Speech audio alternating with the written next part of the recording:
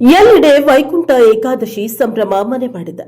ತಿರುಮಲದ ಶ್ರೀ ವೆಂಕಟೇಶ್ವರ ಸ್ವಾಮಿ ದೇವಸ್ಥಾನದಲ್ಲಿ ಅತ್ಯಂತ ಪವಿತ್ರವಾದ ವೈಕುಂಠ ಏಕಾದಶಿ ಆಚರಣೆಗಳು ಅದ್ದೂರಿಯಾಗಿ ಆರಂಭವಾಗಿದೆ. ಡಿಸೆಂಬರ್ 30 ಮಂಗಳವಾರ ಬೆಳಗ್ಗೆ 12:05ಕ್ಕೆ ವೈಕುಂಠ ದ್ವಾರ ತೆರೆಯಲಾಗಿದೆ. ಅದೇ ನಿಟ್ಟಿನಲ್ಲಿ ಬೆಂಗಳೂರು ಗ್ರಾಮಾಂತರ ಜಿಲ್ಲೆಯ ದೇವನಹಳ್ಳಿ ತಾಲೂಕಿನಲ್ಲೂ ಸಹ ವೈಕುಂಠ ಏಕಾದಶಿ ಆಚರಣೆ ವಿಜೃಂಭಣೆಯಿಂದ ನಡೆಯಿತು.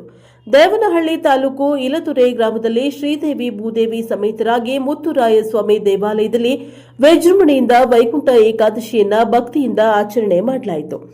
ಇಡೀ ದೇವಾಲಯವನ್ನ ಸುಂದರವಾದ ಹೂಗಳು, ಅಲಂಕಾರಗಳು ಮತ್ತು ದೀಪಗಳಿಂದ ಅಲಂಕರಿಸಲಾಗಿತ್ತು.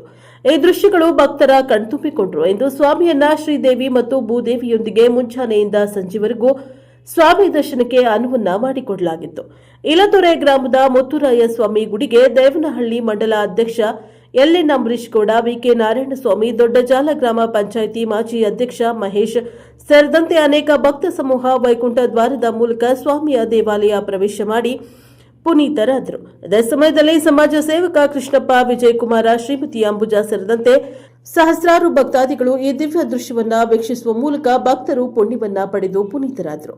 ಬ್ಯೂರೋ ರಿಪೋರ್ಟ್, ಯಲಿಯೂರು ರಾಧಾಕೃಷ್ಣ, ಪ್ರಜಾಪವ ಟಿವಿ, ದೇವನಹಳ್ಳಿ.